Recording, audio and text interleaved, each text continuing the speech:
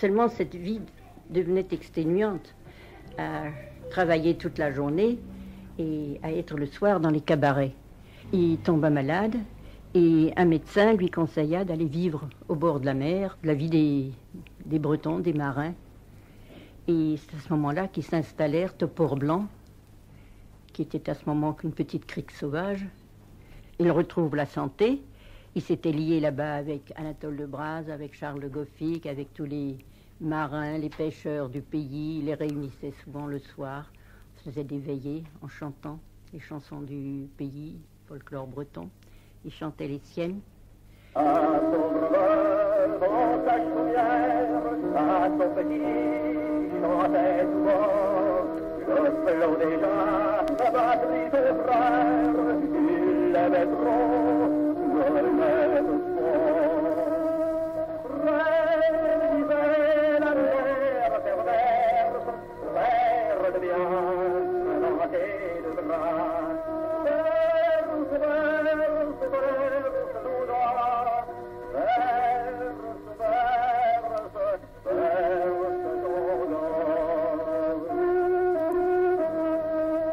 Guéri, il retourna à Paris et reprit ses occupations au PLM et dans les cabarets, au tréteau de Tabarin, aux différentes sociétés et cabarets. La société La Pomme tint ses assises à Dinan. On demanda le concours de Botrel et pour la première fois, sa femme chanta aussi. Et il eut un grand succès et c'est ainsi qu'il se fit connaître en Bretagne. Le directeur du PLM avait entendu ses chansons, lui avait dit « Botrel, essayez de voler de vos propres ailes, votre place est gardée. Si vous réussissez, tant mieux, sinon vous revenez. » Et alors Botrel a fait sa première tournée en Belgique. C'était la comtesse des Flandres qui connaissait ses chansons populaires, donnait un gala pour ses œuvres. Et ce gala était présidé par le prince Albert et la princesse Élisabeth qui venaient de se marier. Il eut un grand succès et plus tard, à La Panne, le roi Albert et la reine Élisabeth lui rappelèrent cette soirée. En 1901, il est envoyé officieusement au Canada. Son arrivée fut jour férié. Il chanta à Montréal, à Québec, dans toutes les villes canadiennes, et bientôt ses chansons furent sur toutes les lèvres. Et il eut là, au Canada, en revenant 20 ans plus tard, une des plus grandes joies de sa vie, de satisfaction de chansonnier.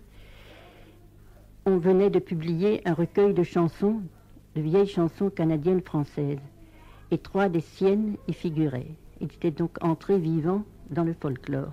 Il y avait le « À côté de ta mère, fais ton petit dodo ». À côté de ta mère, fais ton petit dodo, sans savoir que ton père s'en est allé sur l'eau. La vague est ton colère et murmure là-bas. À côté de ta mère, fais dodo, mon petit gars. Et ceci me rappelle qu'avant la guerre, Émile Faguet, dans les Annales littéraires et politiques, avait fait un article sur la chanson, dans laquelle il disait « Les chansons qui resteront sont celles dont on se dit « j'aurais bien fait ça moi-même ». Guy Béard, tout récemment, a écrit la même chose. Simplicité dans les paroles, simplicité dans la musique. Je vous disais même qu'une petite Canadienne est venue il y a quelques années qui faisait ses études de droit international à Paris. Et dans la conversation, elle me dit « Vous n'avez pas de piano ?» Je dis « Si, dans la pièce à côté. » « Ah ben, je vais vous faire un petit concert Botrel. » Et elle m'a chanté des chansons de Botrel que je n'avais pas entendues moi-même. Ce sont ces chansons les plus populaires qui eurent le même succès au Canada qu'en France. La Pimpolaise, À côté de ta mère, Le Petit Grégoire.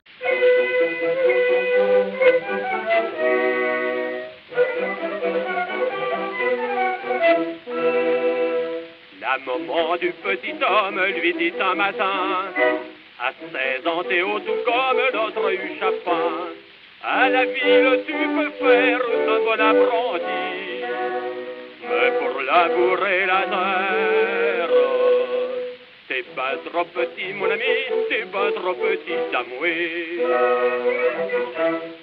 Dans son palais de Versailles fut trouvé le roi.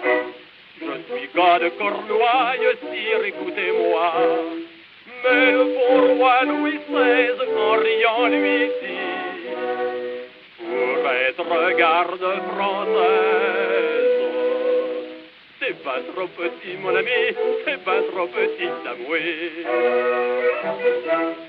La guerre éclate en Bretagne au printemps suivant, et Grégoire entre en campagne avec Jean Chouan. Les balles passaient nombreuses au-dessus de lui, en sifflotant dédaigneuse. Il est trop petit, ce joli, il est trop petit, Samoué. Cependant une le frappe entre les deux yeux. Par le trou l'homme s'échappe, Grégoire est aux cieux. La Saint-Pierre qu'il dérange lui dit: hors d'ici, il nous faut un grand archange. C'est pas trop petit, mon ami, c'est pas trop petit, Samoué. Mais en apprenant la chose, Jésus se fâcha, entr'ouvrit son manteau rose pour qu'il s'y cachât, fit entrer ainsi Grégoire dans son paradis, en disant: mon ciel de gloire, en vérité, je vous le dis, et pour les petits Samoué.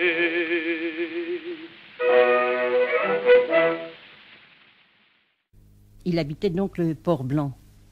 Il habitait un peu Paris, et puis le Port-Blanc dans les Côtes du Nord, où il était venu jeune, puisqu'il avait été malade et qu'un médecin lui avait conseillé de vivre au bord de la mer.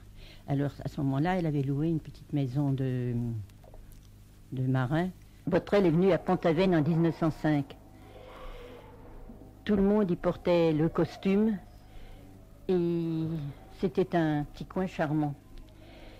Il y créa ces pardons des fleurs d'ajonc. Ce pardon a été suivi par la fête des filets bleus la même année à Concarneau. Et ce furent les deux seuls pardons jusqu'à la guerre de 14. Et c'était des fêtes grandioses, des trains spéciaux venaient de Paris, et Pont-Aven offrait un théâtre de verdure naturelle avec son bois d'amour. Et Botrel avait créé ces pardons pour maintenir les costumes et les coutumes, les chansons, les danses, les bombardes et les binious. Après la guerre, ce fut toute une floraison de pardons dans toute la Bretagne, et Quimper créa la fête de la Reine des Reines, qui est devenue depuis la grande fête de Cornouailles. La Bretagne, les Bretons, c'était toute sa vie, son idéal.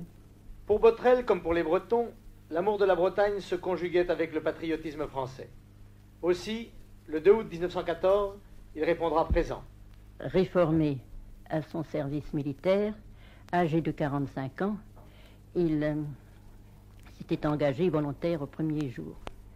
Et reconnu bon pour le service, Millerand a signé son ordre de mission. Il a été sur tous les fronts de terre et de mer. Il a été blessé 3 fois. Et un jour, il a été renversé par un obus au ravin de Puisalène dans la Somme et abandonné comme mort.